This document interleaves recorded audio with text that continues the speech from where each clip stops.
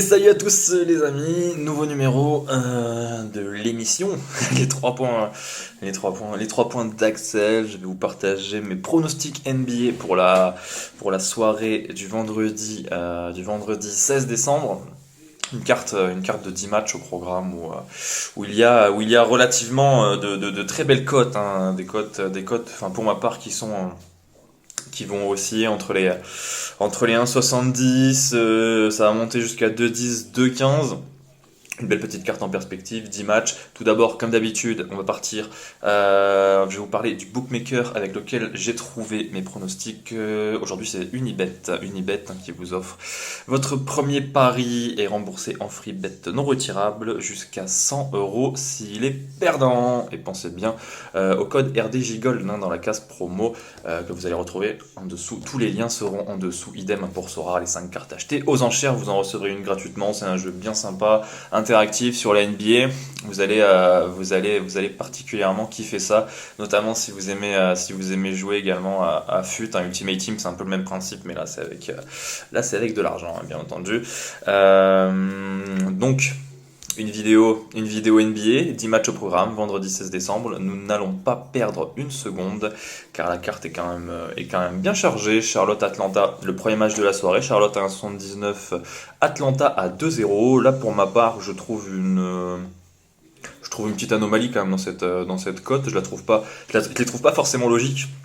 Charlotte est nulle. Charlotte est 15e de conférence Est avec un bilan de 7 victoires, 21 défaites. Il reste sur 6 revers de rang. Atlanta, ça va pas forcément mieux, mais la situation est moins dramatique, hein. Atlanta gagne ce match, elle retourne avec un bilan équilibré. Là, actuellement, c'est 14 victoires, 15 défaites, 2 défaites de rang pour les Hawks. Et Charlotte à la maison, c'est du 4-10, hein. Honnêtement, moi, pour cette rencontre, je vois quand même Atlanta prendre cette rencontre, hein. Dans tous les cas, ils sont un peu dans l'obligation de le faire pour remonter la pente. Alors oui, il n'y a pas Clint Capella, il n'y a pas John Collins et il n'y a pas Dejounte Murray. C'est un peu le problème hein, d'Atlanta, d'autant plus que du côté de Charlotte, on pourrait retrouver ce soir Gordon Hayward, mais moi je pense que leur saison elle est déjà morte. Voilà.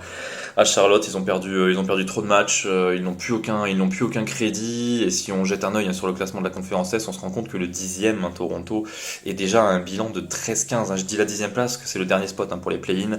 Moi, je pense qu'Atlanta pourrait le faire tous les jours ce soir, le deuxième match de la soirée.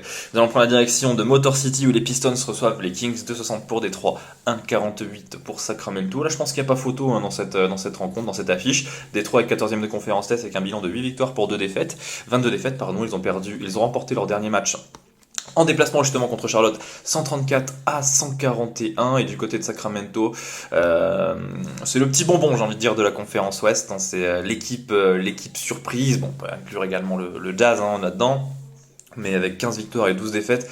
Voir Sacramento à la 6e place de la conférence Ouest fait un bien fou, même à nous et à la franchise en règle générale. C'est une franchise qui, depuis presque 20 ans, n'a plus joué les playoffs. Autant vous dire que parmi les 30, je pense que c'est celle qui a le plus la dalle. Moi, je vois une victoire de Sacramento en déplacement à Détroit ce soir. Le troisième match de la soirée nous dirige du côté du Massachusetts, où les Celtics reçoivent le Magic, 1,07 pour Boston, 7,85 pour Orlando. Orlando va se déplacer avec un effectif sensiblement identique à ce qu'elle propose hein, ces derniers temps, à savoir Fultz, Wagner, Banchero, Bol et Moritz Wagner dans le 11. Et Boston leader de conférence Est avec 22 victoires et 7 défaites. Alors moi pour ma part, cette cote, Bon alors Orlando, je vais commencer avec ça. Orlando, un déplacement, c'est la pire équipe en NBA, c'est une victoire, 11 défaites. Sauf qu'Orlando est en très grande forme. Orlando a remporté ses 4 derniers matchs en NBA contre Atlanta, 2 fois contre Toronto, une fois contre les Clippers. Moi, pour ma part, hein, bien entendu, hein, je pars pas sur une victoire, je vais pas partir sur une victoire d'Orlando, je ne suis pas fou. En revanche, je trouve que le Orlando plus 17 qui monte à 1,59 chez Unibet, ouais, ça me paraît quand même pas mal. Orlando ne perd pas ou perd de 17 points au moins. Oh, quand même, hein, plus 17, faut voir large. Cette équipe, en plus, elle carbure. Moi, en tout cas, je pense que cette cote est plus que jouable. Le quatrième match de la soirée nous amène du côté de Cleveland, où les Cavaliers reçoivent les Pacers, hein, une affiche de conférence test qui donne envie avec des Cavaliers qui occupent la troisième place avec un bilan de 18 victoires pour 11 défaites. Dans le camp adverse, nous avons Indiana avec 15 victoires, 14 défaites. Cleveland doit le faire, mais en fait le problème c'est que pour Indiana, j'ai envie de vous dire, le problème c'est le bilan de Cleveland à la maison, c'est 12 victoires, 2 défaites, hein, je le répète assez souvent d'ailleurs dans la partie rédac, c'est une équipe qui a clairement deux visages, hein, c'est un peu comme Golden State, bon un peu moins, de manière un peu moins conséquente, hein, Golden State qui est la pire équipe en NBA en déplacement, pour Cleveland c'est du 12 victoires, 2 défaites à la maison, 6 victoires, 9 défaites en déplacement. Ils sont irréguliers mine de rien parce qu'ils ont tapé les Mavericks en déplacement 90-105 et juste avant ils perdent contre les Spurs 112-111, mais pour autant une victoire de Cleveland je pense face à des Pacers qui n'y arrivent pas forcément en déplacement devrait, devrait se dessiner dans l'Ohio avec une cote à 1,78 pour le Cleveland -7. Sixième affiche de la soirée, nous allons rester encore une fois dans la conférence Est, cinquième affiche de la soirée, pardon, la conférence Est, Philadelphie contre Golden State, une affiche interconférence. Donc, Philadelphie 1,30, Golden State 3,45. Bon, vous l'aurez compris, en plus d'être nul en déplacement, Golden State sera privé de Stephen Curry, de potentiellement Draymond Green et d'Andrew Wiggins, une équipe qui va être diminuée face à des Sixers au complet qui viennent de remporter leurs 3 derniers matchs. Je pense que sur cette rencontre, il n'y a pas photo. Pour autant, je vais pas partir sur les carins des Sixers, je préfère partir sur une victoire en sec, hein, voilà, un 39, c'est très très bien. Je pense qu'ils vont faire le boulot. Il n'y a pas de raison à cela, hein. Je pense qu'ils vont faire le job et remporter cette rencontre contre des Warriors qui vont un peu galère, hein, sans Stephen Curry. Le sixième match de la soirée, nous restons toujours à l'Est, mais cette fois-ci nous allons prendre la direction du Canada où les Raptors reçoivent les Nets, 2,04 pour Toronto, 1,76 pour les Nets. Toronto à la maison, c'est du très costaud aussi, il faut retenir le positif, hein, du côté des Raptors, c'est du 10-4. Brooklyn en déplacement, c'est du 7-7. Mais si on regarde les dynamiques des deux équipes, elles sont totalement inverses. 4 victoires pour les Nets, 3 revers de suite, hein, pour les Raptors. Même si l'avis général part sur une victoire des Nets avec des pourcentages favorables, hein, à Brooklyn chez les bookmakers, hein, par exemple, chez Unibet, là on a du 82% des joueurs qui sont partis sur la cote à 1,76 pour Brooklyn. Moi je vous avoue que je préfère partir sur la cote à 2,04 pour les Raptors. Il se passe toujours quelque chose. Alors oui, ils sont passés au travers lors du dernier match, ils perdent de peu d'une courte tête contre les Kings, mais à la maison c'est une forteresse imprenable, hein. C'est du 10 victoires, 4 défaites comme je vous l'ai dit. Ils ont tapé tous les gros chez eux et ils sont injouables, hein, généralement au Canada. Même si Brooklyn va mieux, je pense que ça va être un vrai test, hein, pour les Nets, cette rencontre. En tout cas, moi je pars sur une victoire des Raptors, la septième affiche de la soirée. Décidément, nous allons rester dans cette conférence Est. Chicago qui reçoit les Knicks. La revanche, hein, il y a eu le même match il y a 48 heures. Je m'étais planté, moi j'avais mis victoire des Bulls et je vais rester sur une victoire des Bulls. Donc, je pense qu'ils ont tout intérêt à prendre leur revanche. C'est un match qui est déjà crucial, hein, pour les Bulls qui ont déjà un retard conséquent sur le top 6. Chicago n'a pas à trembler. Ils sont en positif à la maison. New York également en déplacement, mais je pense que Chicago a les armes, hein, ce soir pour le prendre, ce match, et prendre cette revanche. Le huitième match de la soirée, OKC contre les Wolves. Nous allons cette fois-ci prendre la direction de l'Ouest, enfin.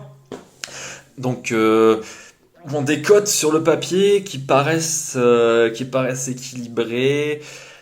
Petit bémol, hein, pour les Wolves, en plus d'être nul, hein, en déplacement, c'est une équipe qui peut potentiellement se retrouver privée de Gobert et Russell, en plus de, de se retrouver orpheline de Karl Anthony Towns. Minnesota a perdu ses 3 derniers matchs, hein, en plus, contre les Blazers et contre les Clippers, 3 fois en déplacement. On le sait, OKC a des intentions, hein, cette année, mine de rien. Ils sont peut-être 13e, ils ont perdu leurs 4 derniers matchs, mais ils ont toujours un bilan où ils sont capables de venir jouer les play-in, hein. Ils ont 11 victoires, 17 défaites, et à la maison, c'est du costaud. C'est du 6 victoires pour 6 défaites. Moi j'ai tendance à faire confiance au Thunder ce soir, qui pourrait très bien taper des Wolves, comme je vous l'ai dit, qui vont être privés de beaucoup de monde, qui pourraient être privés de Gobert et Russell. Tandis que, tandis que du côté du Thunder, nous avons un effectif, hein, s'il n'a pas bougé, je vous le dis, hein, je regarde en même temps pour regarder si les effectifs n'ont pas bougé. Normalement, une équipe qui sera privée de Robinson Hill, son pivot titulaire mais remplaçable, de Dieng et potentiellement de Williams, des joueurs de la rotation qui ne sont pas importants, contrairement à Minnesota qui pourrait se retrouver privé de ses 3 meilleurs joueurs tout simplement. L'avant-dernière rencontre de la soirée nous amène du côté de Dallas, où les Mavericks reçoivent les Blazers, 1,60 pour Dallas, 2,35 pour Portland. Bookmakers qui ont plus vraiment tendance à respecter, j'ai l'impression, Dallas à la maison. Elle n'est pas à négliger, hein, cette équipe. Elle remporte beaucoup de matchs sur son sol. C'est 11 victoires, 5 défaites. Portland joue très bien en déplacement, hein, 9 victoires, 6 défaites. Ils sont 5e de conférence Ouest. Mais bon, Dallas à la maison, c'est une forteresse généralement imprenable et Doncic sera là. Tous les meilleurs joueurs seront présents. Ça va donner quand même une belle affiche hein, cette rencontre.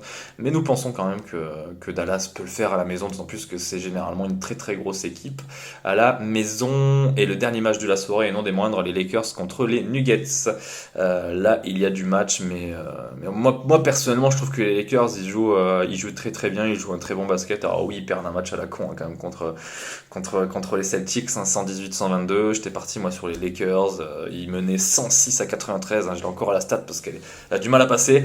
106 à 93, ils gagnaient à 4 minutes de la fin, ils se font rejoindre, prolongation, ils perdent durant cette dernière. 118-122 pour Boston. Je pense que malgré ce revers, cela ne va pas entamer la dynamique positive des Lakers et je pense qu'ils sont capables de taper des Nuggets, toujours privés de Michael Porter Jr. Denver, faudra s'en méfier parce qu'elle reste sur 3 victoires, 17 victoires, 10 défaites, un bilan très bon. On parle d'un troisième de conférence Ouest et une équipe qui se déplace très très bien, mais bon, les Lakers, ils sont dans l'urgence totale. Ils ont fait un début de saison pourri et là, en ce moment, ils jouent très bien au basket. Je pense qu'à la maison, ils sont capables pour une cote qui oscille entre les deux, 0-0, pourrait être plus que convenable.